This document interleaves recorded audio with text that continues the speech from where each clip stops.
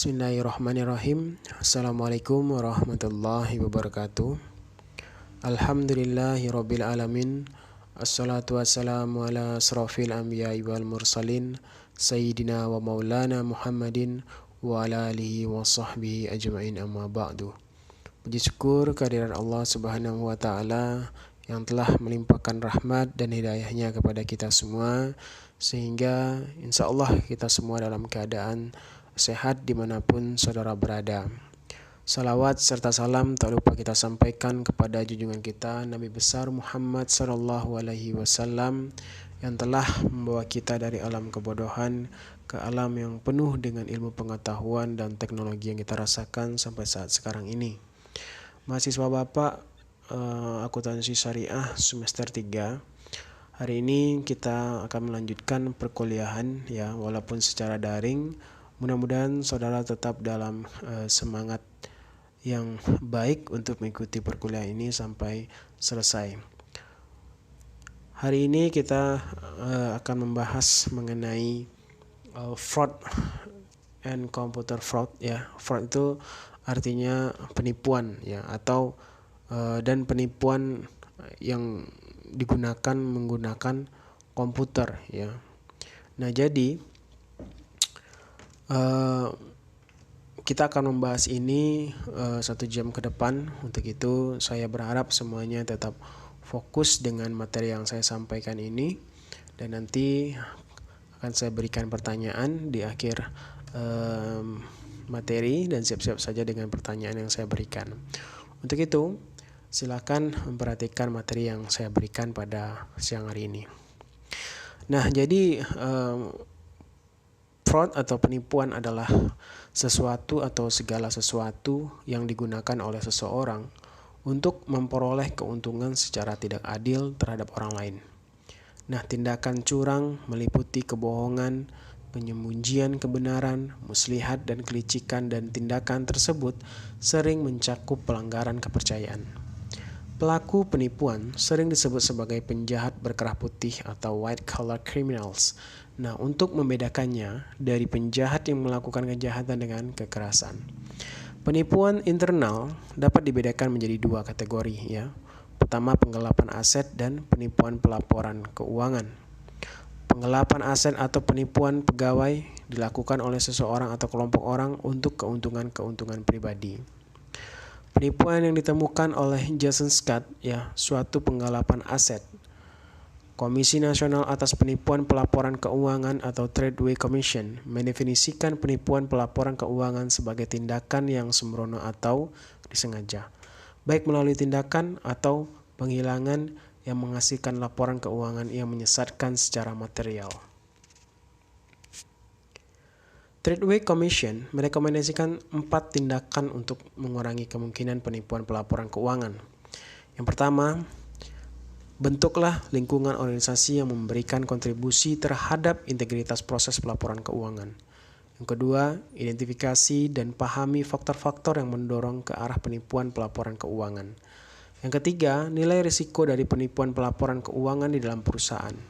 Yang keempat, desain dan implementasikan pengendalian internal untuk menyediakan keyakinan yang memadai sehingga penipuan pelaporan keuangan dapat dicegah. Nah, jadi fraud ini adalah penipuan ya, pencurian atau penggelapan, sama dengan korupsi, dan ini merupakan adalah kecurangan ya. Ini semua hampir sama ya. Nah, apakah fraud ini adalah tindakan kriminal? Nah, jawabannya benar sekali. Fraud adalah tindakan kriminal ya. Walaupun tindakan kriminal ini tidak langsung menyentuh fisik seseorang, tetapi pada kenyataannya penipuan ini menghancurkan sistem atau sendi kehidupan seseorang atau sebuah organisasi ya. Nah, perilaku fraudster bukan refleks semata-mata, not reflect as an only ya. Ada pressure atau tekanan, deprivasi, lack of money. Ada banyak pilihan perilaku. Ia memilih melakukan kecurangan ya, keputusan yang diambil menghasilkan yakni uang. Nah, jadi penipuan yang dilakukan oleh seseorang banyak sekali ya. Bisa saja seperti memang dia menjadi sebuah perilaku ya, perilaku pada diri dia. Memang dia adalah seorang penjahat yang suka melakukan, atau ini memang semata-mata ya, dia suka untuk melakukan penipuan. Kemudian ia memang suka untuk melakukan kecurangan ya, sehingga ini menjadi sebuah pribadi yang membuat dia terus melakukan sebuah kecurangan dalam baik sama orang atau sebuah organisasi. Nah, berikut adalah faktor pemicu dari penipuan ini. Yang pertama, penyebab atau faktor pemicu fraud menurut Fraud Triangle. Yang pertama adalah tekanan atau pressure ya. Kemudian yang kedua, adanya peluang atau kesempatan, opportunity ya. Seperti yang ada di TV-TV dulu, kejahatan bukan saja karena ada niat pelaku, tetapi ada kesempatan ya. Kemudian yang ketiga, rasionalisasi ya.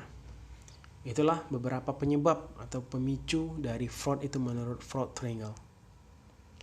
Nah, berikut saya akan jelaskan sebab pertama terjadinya penipuan adalah adanya tekanan. Yang pertama, motivasi seseorang untuk melakukan fraud ya. Seseorang yang untuk melakukan penipuan ini timbul dari keinginan dia sendiri ya. Ini timbul dari keinginan dia sendiri. Tekanan dapat berupa tekanan keuangan, seperti gaya hidup yang berada di luar kemampuan, atau memiliki banyak utang, atau biasanya banyak tagihan ketergantungan narkoba dan lain sebagainya.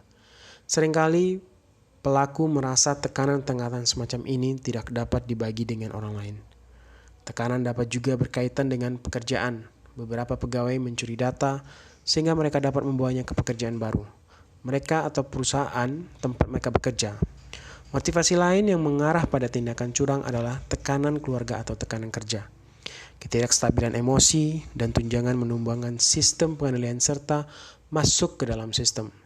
Pada umumnya, yang mendorong terjadinya fraud atau penipuan adalah kebutuhan atau masalah finansial. Tapi banyak juga yang hanya terdorong oleh keserakahan.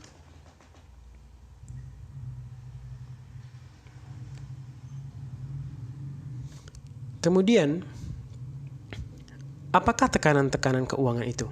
Ya, yang pertama, gaya hidup melebihi dari kemampuan.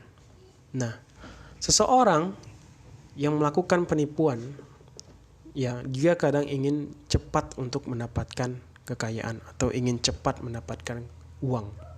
Ya, misalkan dia hidup di lingkungan yang biasanya teman-temannya biasanya menggunakan barang-barang mewah, ya. Tapi dia kepengen untuk seperti teman-temannya. Jadi apa? Karena gaya hidup dari lingkungannya seperti itu, ini membuat dia ingin melakukan penipuan-penipuan frauds ini. Kemudian apalagi? Seperti ada tingginya hutang pribadi, ya. Ketika dia ada hutang, ya, ini mungkin akan menjadi tekanan, ya, yang ada pada diri seseorang yang melakukan fraud atau penipuan. Kemudian pendapatan yang tidak cukup, ya. Misal pendapatan ini dalam rumah tangga atau dalam kehidupan sehari-hari dia, ya. Dia pendapatannya dalam bekerja atau penghasilannya dalam per bulan itu tidak mencukupi, ya, sehingga dia ingin melakukan kejahatan-kejahatan seperti ini. Kemudian rendahnya tingkat kredit, ya. Ya, kemudian apalagi? Besarnya kerugian keuangan, ya. Kemudian besarnya hutang judi. Nah, inilah beberapa hal-hal yang membuat atau tekanan-tekanan keuangan yang membuat seseorang ingin melakukan sebuah penipuan atau apa yang disebut dengan fraud tadi, ya. Kemudian apakah tekanan-tekanan yang berhubungan dengan pekerjaan, ya? Yang pertama, seperti gaji yang rendah, tidak adanya pengakuan atas kinerja, ya, ketidakpuasan atas pekerjaan, rasa takut akan kehilangan pekerjaan, kemudian rencana bonus yang selalu agresif. Nah, ini semua adalah tekanan-tekanan yang berhubungan dengan pekerjaan. Nah, Tekanan-tekanan lain bisa saja dari sebuah tantangan, ya. Misalkan dia ingin melakukan sebuah penipuan ini karena ada tantangan-tantangan yang diberikan oleh temannya atau seseorang kepada dirinya yang dia tertarik sehingga dia ingin melakukan fraud ini, ya. Kemudian ada tekanan dari keluarga atau rekan kerja, ya. Seperti misalkan keluarga ya butuh keuangan, mungkin keluarganya lagi sakit, keluarganya lagi ingin membangun rumah, ingin membeli mobil segala macam. Ini membuat tekanan-tekanan itu semakin membuat seseorang ingin melakukan fraud, ya. Kemudian ketidakstabilan emosi. Nah, ini seseorang yang tidak stabil emosinya, ya, ini bisa juga meningkatkan kemampuan untuk seseorang melakukan kegiatan penipuan, ya. Kemudian ada kebutuhan akan kekuasaan. Nah, seseorang yang menginginkan sebuah kekuasaan, dia juga membutuhkan uang yang banyak, ya. Seperti saudara ketahui, kita ketika ingin menduduki suatu jabatan yang penting di sebuah pemerintahan, ya, atau di dalam sebuah dunia politik, mungkin seseorang ingin cepat mendapatkan kekuasaan itu dengan cara melakukan penipuan, ya, melakukan penipuan sehingga dia bisa mendapatkan uang yang mungkin lebih cepat, ya, dengan secara tidak baik, ya. Kemudian harga diri atau ambisi yang berlebihan, ya. Kemudian harga diri, ya, ketika seseorang sudah memiliki keuangan yang besar, kemudian ambisi yang berlebihan ini membuat seseorang itu ingin memiliki keinginan untuk melakukan fraud atau penipuan. Kemudian yang kedua adalah peluang atau opportunity. Kondisi atau situasi yang memungkinkan seseorang melakukan atau menutupi tindakan tidak jujur, lemahnya internal control atau pengawasan. Nah, peluang adalah kondisi atau situasi yang memungkinkan seseorang untuk melakukan dan menutupi suatu tindakan yang tidak jujur. Nah, peluang seringkali berasal dari kurangnya pengendalian internal. Situasi lain yang mempermudah seseorang untuk melakukan penipuan adalah kepercayaan berlebih atas pegawai utama. Personil supervisi yang tidak kompeten, tidak memperlihatkan perincian, jumlah pegawai tidak memadai, kurangnya pelatihan, dan kebijakan perusahaan yang tidak jelas. Kemudian, opportunity adalah peluang yang memungkinkan fraud terjadi. Ya, biasanya disebabkan karena internal control suatu organisasi yang lemah, kurangnya pengawasan, dan atau penyalahgunaan wewenang. Di antara ketiga itu, ya, seperti fraud triangle, opportunity merupakan elemen yang paling memungkinkan untuk diminimalisir melalui penerapan proses, prosedur, dan kontrol untuk upaya deteksi dini terhadap penipuan atau fraud itu. Kemudian yang ketiga ada rasionalisasi. Ya. Apa rasionalisasi? Yaitu lemahnya tingkat integritas dan pembenaran atau justifikasi atas tindakan tidak jujur yang mengalahkan perasaan bersalah atau feeling of guilty. Apa saja? Pertama ada kealpaan atau kesalahan administrasi, kemudian imbalan atas jerih payah, I didn't get paid enough, ya, I didn't steal, it's mine, itu bagian saya, ya. Kemudian apalagi, everyone else was doing it, bukan buat saya tapi untuk apa. Nah, apapun alasannya, they are breaking the law, ya. Kebanyakan pelaku penipuan mempunyai alasan atau rasionalisasi yang membuat mereka merasa perilaku yang ilegal tersebut sebagai sesuatu yang wajar. Para pelaku membuat rasionalisasi bahwa mereka sebenarnya tidak benar-benar berlaku tidak jujur atau bahwa alasan mereka melakukan penipuan lebih penting daripada kejujuran dan integritas. Mungkin rasionalisasi yang paling umum adalah pelaku hanya meminjam aset yang dicuri karena mereka bermaksud untuk mengembalikannya pada perusahaan. Beberapa pelaku membuat rasionalisasi bahwa mereka tidak meyakini seseorang secara langsung.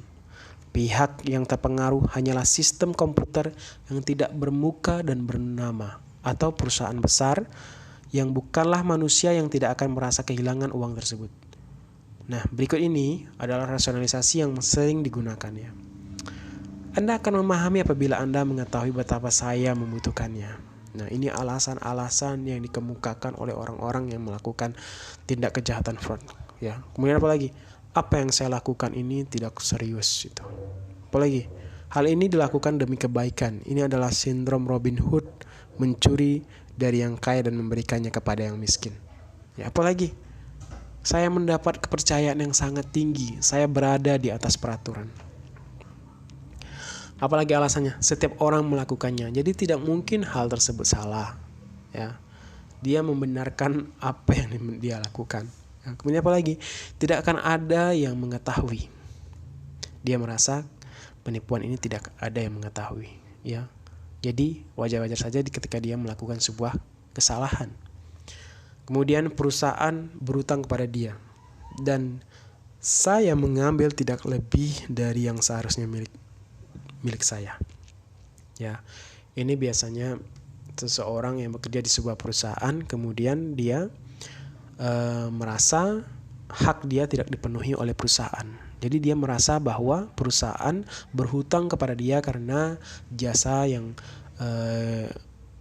dia berikan kepada perusahaan mungkin melebihi apa yang dia harapkan dari sebuah perusahaan tersebut. Sehingga apa? Dia berpikiran bahwa perusahaan berhutang kepada dia dan dia mengambil tidak lebih dari yang seharusnya menjadi milik dia. Kemudian bahwasanya tindakannya untuk membahagiakan keluarga dan orang-orang dicintainya. Nah, ini biasanya alasan yang umum ya. Dia ingin membahagiakan keluarga dan orang-orang yang dia cintai. Jadi dia ingin melakukan sebuah tindakan kejahatan ini. Kemudian masa kerja pelaku cukup lama dan dia merasa seharusnya berhak mendapatkan lebih dari yang telah dia dapatkan sekarang. Seperti posisi, gaji, dan promosi. Perusahaan telah mendapatkan keuntungan yang sangat besar dan tidak mengapa jika pelaku mengambil bagian sedikit dari keuntungan tersebut. Nah, seperti itu juga seperti alasan-alasan yang dikemukakan oleh seorang penipuan-penipuan yang dilakukan di dunia komputer. Ya. Faktor pemicu fraud yang paling sering disebut dengan penjahat berkerah putih atau white collar criminal, non-fisik dan rahasia, membedakan penjahat dengan kekerasan. Nah, jenis-jenis fraud itu yang pertama ada penggelapan aset, ya. Kemudian ini dilakukan oleh seseorang atau kelompok orang untuk keuntungan keuangan pribadi. Ya. Kemudian jenis-jenis fraud yang kedua ada penipuan atau pelaporan keuangan. Ya. Tindakan yang sengaja untuk menghasilkan laporan keuangan yang menyesatkan secara material. Nah, biasanya ini dilakukan oleh misalnya bagian-bagian keuangan yang ada di dalam sebuah perusahaan besar dan dia melakukan kecurangan-kecurangan ya seperti melaporkan keuangan atau fraudulent financial reporting. Kemudian computer fraud, ya, kejahatan atau kecurangan dengan memanfaatkan teknologi komputer sebagai sarana pengolahan data atau informasi. Jenis-jenis fraud menurut Raharjo tahun 1998, penyalahgunaan wewenang atau jabatan occupational fraud, yaitu kecurangan yang dilakukan oleh individu-individu yang bekerja dalam suatu organisasi untuk mendapatkan keuntungan pribadi. Yang kedua, kecurangan organisatoris atau organizational fraud, yaitu kecurangan yang dilakukan oleh organisasi itu sendiri demi kepentingan atau keuntungan organisasi itu.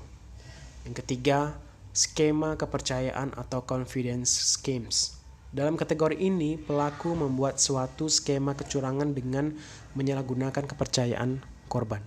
Ya, biasanya ini terjadi di sebuah perusahaan-perusahaan ya di mana seseorang itu diberikan kepercayaan yang penuh sehingga seseorang yang diberikan kepercayaan yang penuh itu karena adanya tekanan atau kesempatan ini membuat dia ingin melakukan sebuah kejahatan penipuan fraud ini. Berikut kategori komputer fraud ya. Yang pertama atau pengkategorian komputer fraud ini melalui penggunaan model pemrosesan data atau data processing model. Yang pertama itu input fraud, ya.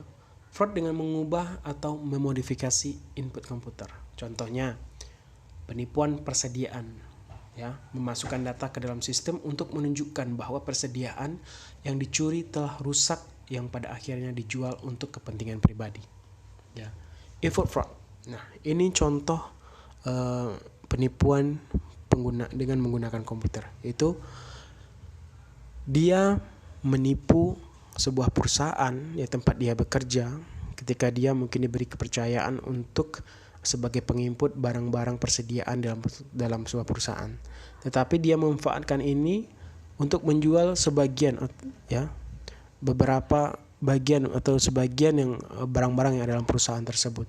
Tetapi ketika dilaporkan bahwa barang itu masih ada, ya, ini adalah penipuan yang pertama atau input fraud. Kemudian ada processor fraud, yaitu fraud yang dilakukan melalui penggunaan sistem, yaitu contoh penggunaan komputer untuk bisnis dan pribadi meliputi pencurian waktu. Yang ketiga ada computer intrusion fraud, ya, penipuan dengan merusak software yang memproses data perusahaan. Contoh pengembangan atau modifikasi software untuk melakukan aktivitas yang tidak diotorisasi. Memerlukan pengetahuan khusus tentang penggunaan komputer yang berada di luar kemampuan kebanyakan pemakai. Nah, ini biasanya dilakukan oleh seorang programmer atau beberapa programmer yang memang dia ahli di bidang manipulasi data. Ya. Misal dia dipercayai oleh sebuah perusahaan untuk memegang sebuah software keuangan, ya. Tetapi dia menyalahgunakannya dan ini disebut sebagai computer intrusion fraud. Kemudian ada data fraud, yaitu penipuan dengan mengubah atau merusak file data perusahaan atau menyalin, menggunakan dan mencari file-file tersebut tanpa otorisasi. Pencurian data perusahaan untuk ini digunakan dalam memperoleh keuntungan atau uang, ya. Nah, ini kejahatan yang keempat atau data fraud. Kemudian kita masuk kepada yang kelima, ya. Output fraud, ya. Apa itu? Yaitu penipuan dengan mencuri atau menyalahgunakan output system, di mana biasanya output ditampilkan pada layar atau dicetak di kertas. Layar komputer dan output cetakan tersebut merupakan subjek bagi personal yang akan melakukan fraud.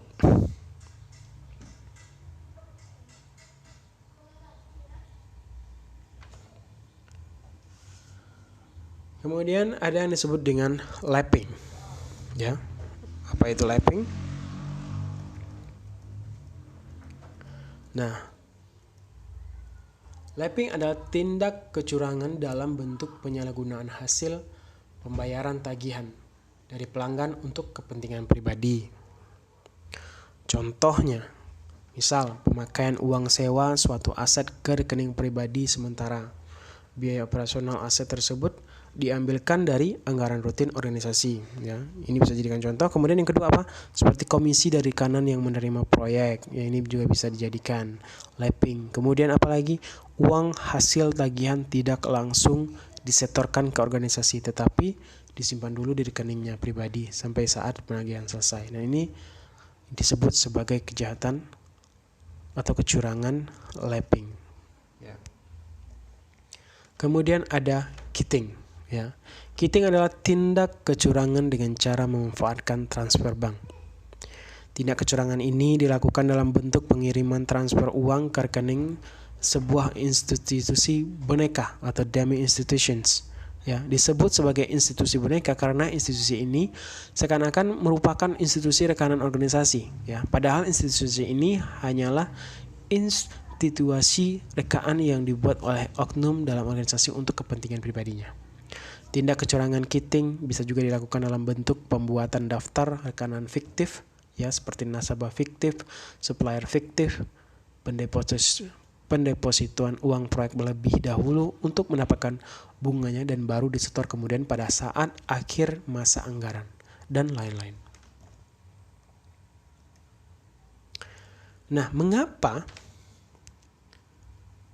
computer fraud? Ya. Yang pertama, aplikasi bisnis yang menggunakan berbasis teknologi informasi dan jaringan komputer semakin meningkat. Ya. Online banking, electronic commerce, electronic data entrance. Nah, ini menyebabkan kesempatan seorang programmer handal atau hacker untuk melakukan kejahatan-kejahatan menggunakan komputer. Ya. Ada celah-celah mungkin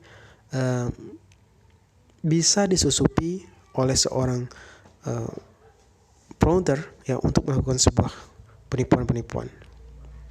Kemudian desentralisasi server sehingga lebih banyak sistem yang harus ditangani dan membutuhkan lebih banyak operator dan administrator yang handal. Padahal mencari operator dan administrator yang handal adalah sangat sulit. Ya, dalam arti ketika kita ingin mencari sebuah operator dan administrator yang handal, tidak hanya kehandalan yang dicari, tetapi pribadinya, ya. Apakah operator dan administrator itu jujur, ya, memang kepingin dia untuk berjuang di dalam sebuah perusahaan tersebut, ya. Tapi ketika didapatkan seorang operator administrator yang handal, tetapi dia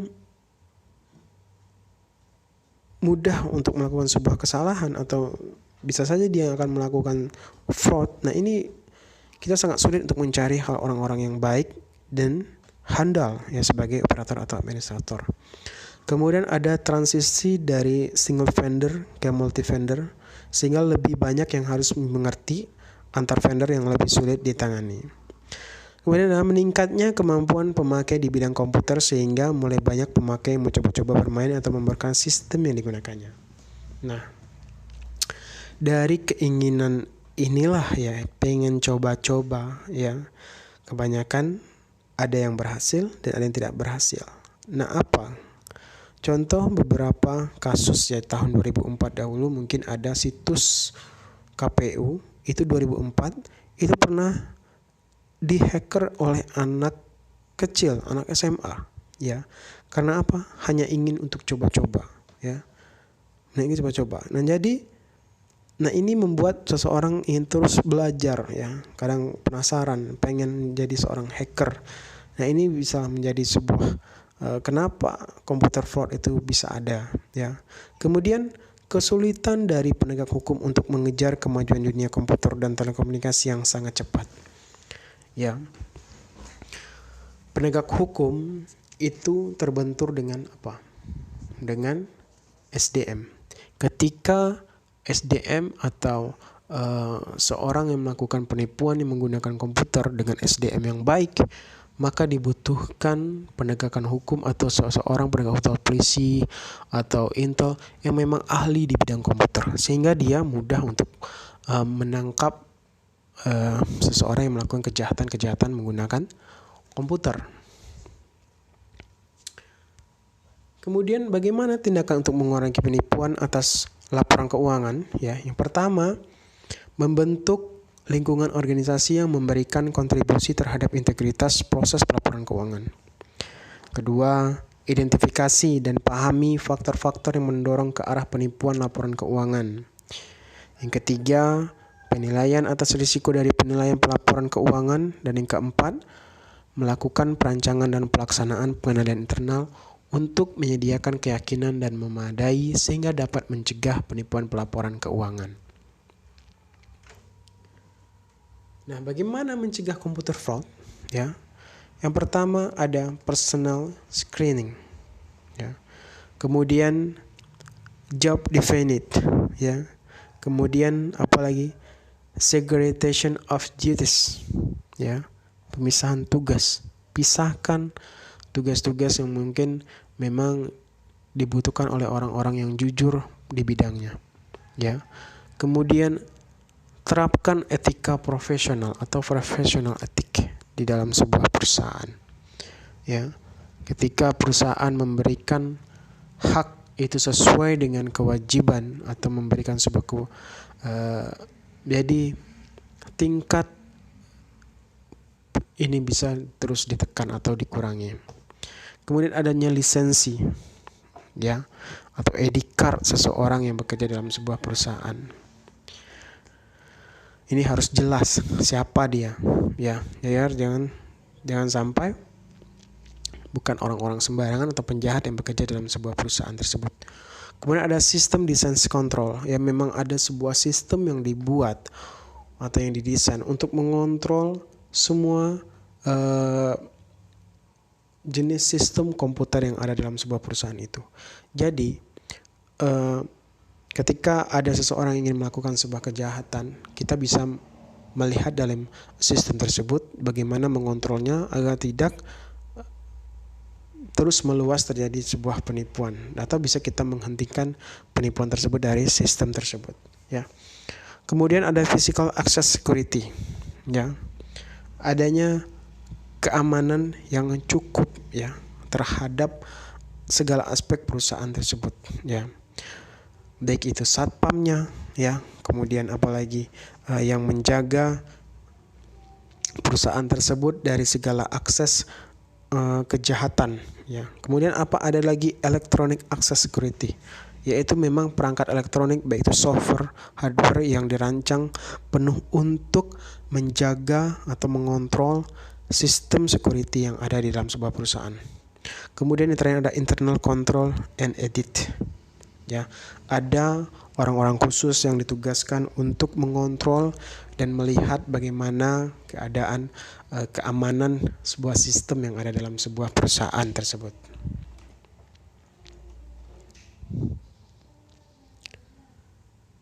Baiklah, demikianlah perkuliahan kita pada siang hari ini. Mungkin sesaat lagi akan ada pertanyaan yang akan saya berikan kepada saudara, jadi siap-siap. Saya sudahi perkuliahan ini. Wabillahi taufiq wal hidayah. Wassalamualaikum warahmatullahi wabarakatuh.